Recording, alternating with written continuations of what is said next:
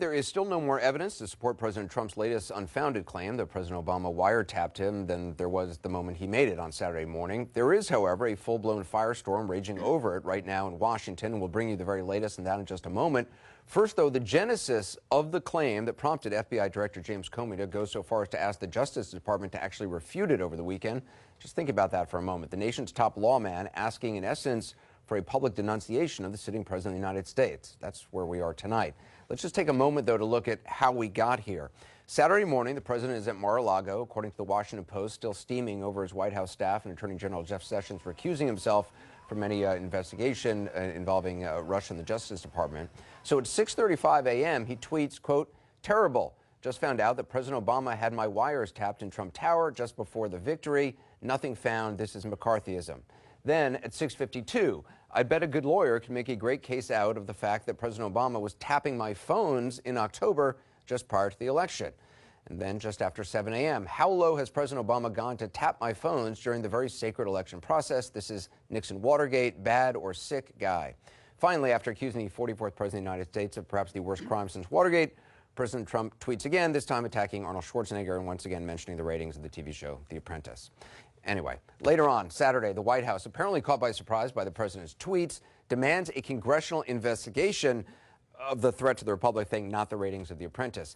That's public knowledge. Now, you might imagine for the president to accuse the former president of illegal behavior, he must have had some serious evidence to back up those charges. In fact, as president, he could have called up the Department of Justice and found out if a FISA warrant for surveillance of Trump Tower had been requested. He could also have decided to declassify, theoretically, any such request if he wanted to and make it public. There's no evidence he has done any of that. And as for any evidence the president actually had before tweeting, keep him honest tonight. If it exists, we have certainly yet to see it.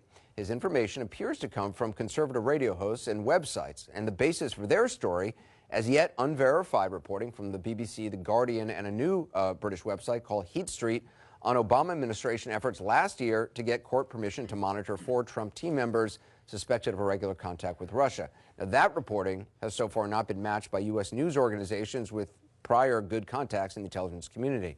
Now, it's important to point out that none of these British outlets or the conservative outlets in the U.S. that are pushing the story reported that President Obama either ordered or sought wiretaps on then Mr. Trump. But that is what the president himself claimed Saturday morning. And the White House, that's what they've been playing catch up on ever since. Earlier today, speaking off camera, White House Press Secretary Sean Spicer said, and I'm quoting, "There has been enough reporting strongly suggesting something occurred." Now, just to be clear, that reporting mainly consists of those several British outlets and administration spokespeople talking about either those unverified reports or simply the story itself, a story they gave oxygen to. Here's another. Look, I think there have been quite a few reports. I know that Jonathan and others earlier in the program mentioned that it was all conservative media, but that's frankly not true. The New York Times, BBC have also talked about and reported on the potential of this having had happened. It's Deputy White House spokesperson Sarah Huckabee Sanders yesterday. Keeping her honest, the Times did indeed talk about the story, but only in the context the president had said it and that it was unproven. Ms. Sanders was pressed on it again today. Is his information that President Obama tapped his phone based solely on something he read in the media? Yes or no?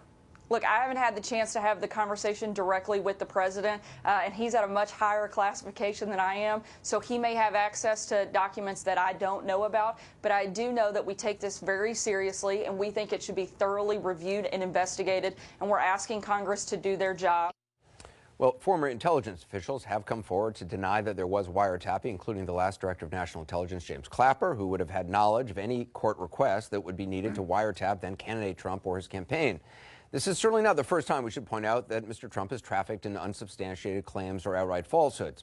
Accusing President Obama not being born in the United States is one, saying the election was rigged, and as president making claims about the size of his inaugural crowd, not to mention the claim that 3 million or more undocumented immigrants voted illegally, thus depriving him of a popular vote victory over Hillary Clinton.